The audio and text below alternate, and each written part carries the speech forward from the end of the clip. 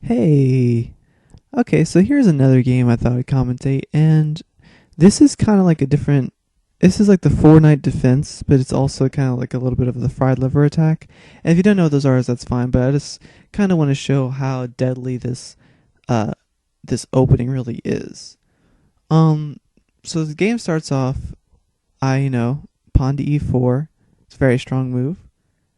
He attacks right away with his knight. Now, there's a few things I could have done from here. I could have kept pushing with my pawn and kind of make his horse, go around the board, but I don't really like doing that. I kind of want to have this control. I don't want to have this pawn, out in the open. I mean, it would be a good idea, I guess, but, I've seen this opening before. I've played it as black myself, and I do think black has a really good chance of winning if pawn comes up here, so I didn't want to do that. So I decided to protect my pawn.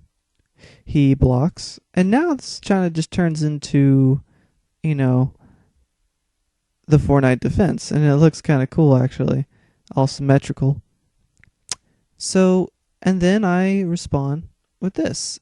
Now, I don't. This is what I did in my last video. I simply bring my knight up here safely because his knight is kind of being blocked, is blocking his queen, so I can just come up here and move right here. And now, finally, so many times I've seen people just completely not see this. He actually decides to. Oh, well, first he brings his bishop up here. I guess I don't know what. I guess he was just trying to copy me, or I think he was trying to hone in on my weakness as well. But then I just go on with the plan, and then this one time he actually sees this and blocks it with his pawn. But here's the deadly part about this trap. There are so many so many attackers on this pawn right now. He only has two. I have three. And so I decide to take. Now thinking that, oh, well, I can easily take this, pawn, and then I'll take his knight. He takes the pawn. Then, instead of taking this right back, I decide to just take, and this is kind of what the fried liver attack is.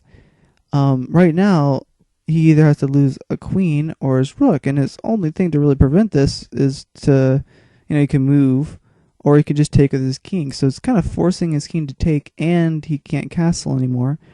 Now, even though he may think that he's completely safe, he's really not, because what happens next, after he takes, now I have a very interesting move. It is to move my queen to f3.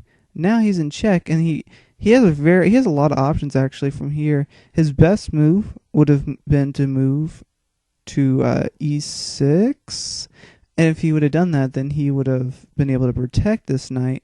But I guess he'd never seen this before. He decides to go back, which is a terrible idea, because then I just respond with bishop here, and now he's pretty much in checkmate unless he moves his queen.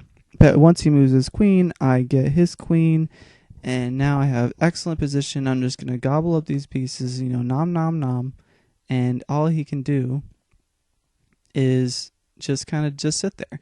So he actually resigned right after this, so I just wanted to show how deadly this setup really is. Okay.